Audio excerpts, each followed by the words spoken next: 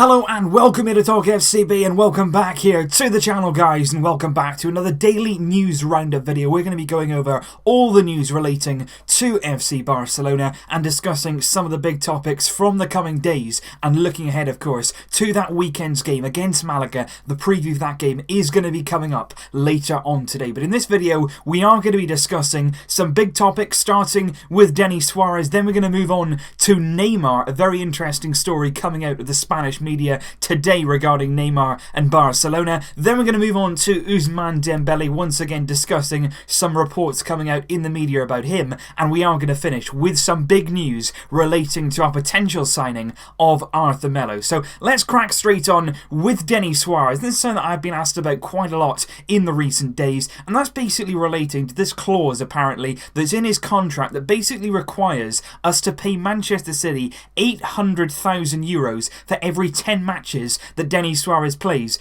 for the first team. And a lot of people have been saying, is this the reason why Denis Suarez isn't playing? This clause in his contract, which I think does exist. I think we do have to pay Man City every 10 games €800,000, and we re-signed him, of course, from Villarreal back in 2016 for $3.5 billion. Before that, though, when we originally signed Denis Suarez, that's where the clause comes from. Then it happened that they put that in there, every 10 games $800,000. But what I want to say about this is a lot of people saying, well, obviously that's the reason then why he isn't playing. I don't think that's a good excuse. I don't think that really justifies leaving out a player, freezing him out of the team. If you don't want to pay it, if you don't want to agree to that clause, why did Barcelona ever agree to it? You think about Barcelona, their signings, many players who come in have the same sort of performance related bonuses. Semedo joined, reportedly he had a similar clause. That was why he was being left out, because apparently we'd have to pay Benfica money. That shouldn't be the case. If you don't want to agree to that clause, if you don't like it and you won't like paying it, don't agree to it in the first place. Think of Andre Gomez. He signed for 35 million plus 20 million in bonuses. There could be something in there that relates to appearances, yet he plays a lot of games. Dembele, 100 million plus an extra 50, something in there could be to do with appearances as well. Even Philippe Coutinho, 120 million plus 40 in bonuses. I can't honestly believe that this is the reason why Denis Suarez isn't in the team. If it is, that's very, very tight for me from the club. It's hardly mega money. You think about it, even if we paid 10 million in bonuses for Denis Suarez, that would mean that he could play probably over 100 games for the club. 10 million. That would still only make him a €13 million player in what we paid for him, plus the transfer fee, plus the bonuses. That would only be really about 13.5 million. And in the modern market, you'd still say that was very, very cheap. So I don't buy this, clause. I don't buy the fact that's not why he's in the team. I just think right now he's out of favour with Valverde. Valverde doesn't seem to trust him. He doesn't seem to like him. For whatever reason, I think we're probably likely to see Denis Suarez leave the club in the summer. Probably could go to Napoli. They've been interested in him now, both in January and last summer. And it is sad, really, that it's come to this, and that in the end, Denis will likely be leaving the club. Also, the sad news, though, on the front of Denis Suarez is that obviously his injury following the game on Wednesday against Espanyol, the friendly match in the Catalan Super Cup, he is going to be out injured for between 15 to 20 days with an abductor muscle strain. So it's a real shame that injury came about, because in that first half, it was his first chance in a long, long time, and he did seem to be taking it. He was looking good, he was looking fresh, he was looking surprisingly sharp considering his lack of game time, but unfortunately, it has come to an end. That injury rules him out for 20 days maximum, and it's so disappointing to see what's happened with Denis. But regarding that clause, I don't think we can really make that excuse for Barca. Up next, we are going to come on to Neymar, and like I say, this is a really sensational piece in many ways. Really surprising to see this kind of story come out this morning, and even more surprised in some ways that it's coming out from Mundo Deportivo, because of all the papers in Barcelona who cover Barcelona, this is the paper with the closest ties to Bartomeu and the Barcelona board. So I'm really surprised this morning to see this big cover with Neymar on it, discussing a potential return to Barcelona. According to the article, Neymar has told his entourage, the people around him, possibly his family members, and also his former Barcelona teammates, that leaving Barcelona last summer was a big mistake, and he wants to return to the club according to Mundo Deportivo. He also reportedly met with his former teammates and also Barcelona staff and discussed returning in a bit more detail. And according to MD, all of this did happen before his recent injury and obviously therefore before PSG were eliminated by Real Madrid in the Champions League. But with all that said, it's really, really strange. I find the timing of this strange. I find the wording of it really strange. I think Neymar, deep down, at the end of his career, he'll look back and think it was a mistake, because I think going to PSG, not only in terms of where he's going, what club that he's going to, what players he's surrounded by, the timing of it in his career, I feel, when he's probably entering his prime, that's not where you want to be. You want to be at the centre of everything at Barcelona, in a strong league, in a strong country for football, you know, playing in El Clasicos, playing in huge Champions League games. That's where you want to be, surrounded by phenomenal players like Lionel Messi. I think at the end of his career, he will believe it's a mistake. Right now, though, I'm just not so sure. I would say all of this is extremely unlikely. Many, many different reasons, from the board to Neymar. Clearly, there's bad blood between the two of them. There's a bit of bad blood, of course, between Neymar and the club. I think as it's gone on, I personally have mellowed slightly. When Neymar first left, I hated him. I really did. I was so angry, so disappointed, so gutted in many ways that he had chosen to leave. And I hated him for that moment. But as time has gone on, I don't hate him now. I don't really feel anything towards him. Like I said before, I don't really feel like I don't like him. I wouldn't, encourage him to come back, though. I think what's done is done. He's left the club. He made that choice. And right now, of course, we're moving on. He's moving on. I think both of us at the moment doesn't really make any sense to bring it all back together. But obviously, guys, I want to know your thoughts on this report. Like I say, massively surprised this morning when I saw Mundo Deportivo reporting this. I don't think there's much substance to the story. Apparently 2019 was when Neymar was probably targeting trying to come back. But let me know your thoughts in the comments. What do you think about that sensational article? And the next topic of conversation for us, guys, is regarding Ousmane Dembele. Now, obviously, over the last few days, over the last few weeks, there's been so many different reports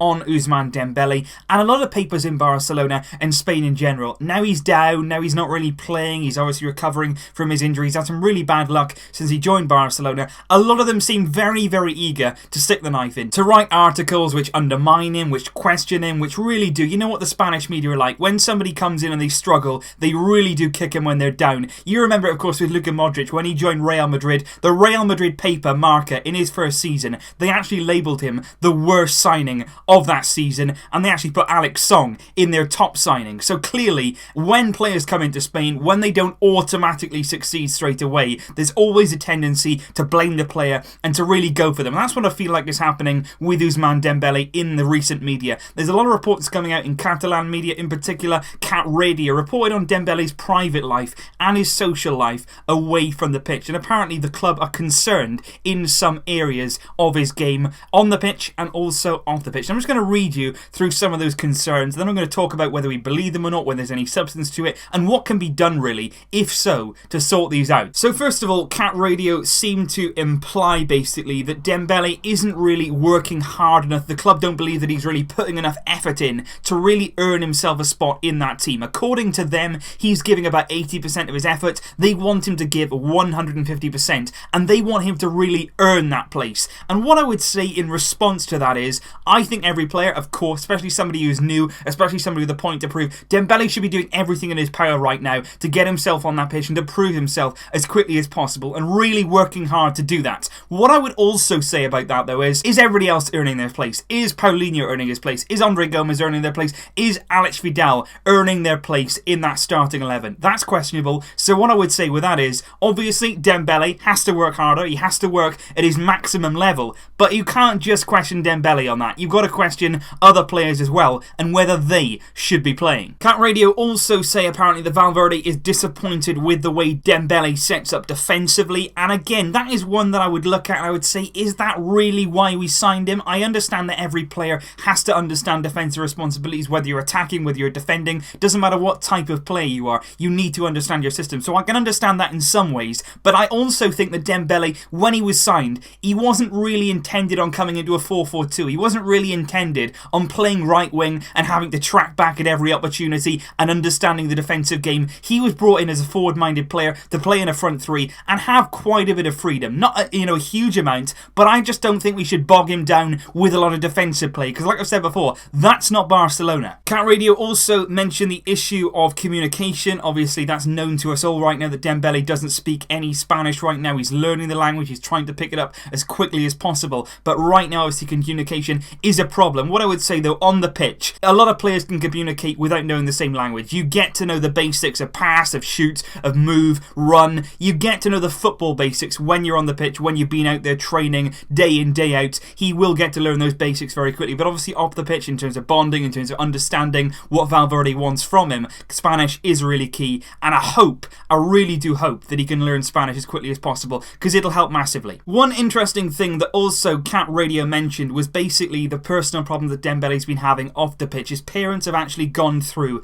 a divorce, and apparently that has impacted Dembele very negatively. Obviously, you can all understand that, football is a game, it is his life, of course, it is his job, but at the end of it all, you are a person, you are, a human being. Things off the pitch are going to affect you at times, and certainly things like that with your family, it can get you down. And obviously, I don't know what Dembele's situation is with regard to his parents, whether they're there with him, whether he sees them a lot, whether he has to go home, because there was a lot of people when Dembele went home on his day off, a lot of people were like, he should be in the gym, he should be working out. At the end of the day, he's going to see his family. Can you really, knock him for that? I'm not really sure. I just think a lot of the time now, a lot of people are just looking at things and straight away they're diving on Dembele, and we don't really need to do that. And there was concerns as well, of course, about junk food, about Dembele's diet. Apparently it wasn't what a professional footballer should be eating. And what I would say about this really in general is that I think, to be honest, Barcelona off the pitch haven't given Dembele enough support, and the support that he needs. You've got to remember here that a 20-year-old boy is what we're talking about, and that's what he is. He's a player, of course, who came for massive money, who's earning massive wages, no doubt, but at the end of it all, he's still 20 years old. He still needs a bit of guidance. He still needs somebody to put an arm around him, to comfort him, to give him the right guidance. He needs somebody to tell him what to eat, to tell him what to do in the gym. He needs somebody with him there all the time, and I think we should have had that as soon as he stepped through the door. He should have had a chef, he should have had a nutritionist, he should have had somebody to keep an eye on physically. Instead, when he came in, we gave him none of that. Only now have we started to react and give him the support that he needs off the pitch. So for me, Dembele has to do more, has to work harder, has to have more hunger, but at the same time, it's on the club as well to provide that support to somebody who desperately needs it right now. And the final thing that I will say on this subject is basically that Valverde was asked about a lot of these concerns, a lot of these reports in his press conference, and he did deny every single one of them. He said that he has no concerns about Dembele and that he is available for selection, and of course he will think about including him in his lineup against Malaga. So a lot of people will say, he had to say that. Whether he did or not, we don't know, but either way, Dembele and Valverde, hopefully they can come to some understanding, and hopefully we can see Dembele in the team more in the coming weeks. And finally, guys, just with regard to Arthur Melo, very good news on that front. There was a few murmurs earlier on in the week that maybe the deal had gone sour, but that is not the case. We are very, very close now to completing the signing of Arthur Melo for 40 million euros, including 10 million of those in add-ons. Gremio's president, Romildo Bolzan, came out and spoke to the press. He spoke about Arthur. He spoke about Barcelona's interest. He said the topic is on his way to being finished. The documents are not yet signed. Nothing is official yet, but this transfer is reaching the final phase, and it will be over by tomorrow or the day after that, which is great news for everybody involved. There's still some legal issues. There's still some things that need to be signed, but overall, this deal is very, very close. Arthur Melo is likely to become a Barcelona player in January of 2019. 30 million euros up front with 10 million and add-ons, and we here are signing a very, very promising midfield player, and a lot of excitement going into this signing. So that is all for today's Daily News Roundup, guys. A lot to discuss here, a lot of really interesting topics, I feel. What do you think about the Denis Suarez situation? Do you think that's why we're not playing him? Do you think that's any sort of excuse? What do you think, of course, about that Neymar story? What do you think about the reports about Dembele? Do you think they're true? Do you think Dembele needs to do more? Do you think the club needs to do more as well? And obviously Arthur, as well. Are you excited about him? What do you think he'll bring to the club? And what do you think about the time that we'll have to wait until we sign him potentially in January 19 when he can actually arrive at the club? Do you think we should have done more maybe to get him in a bit earlier? Let me know all your thoughts down in the comments below, guys. And like I say, later on, I will have that preview for the Barca versus Malaga game. I'll see you then. But until then, as always, Vasca! El Barça.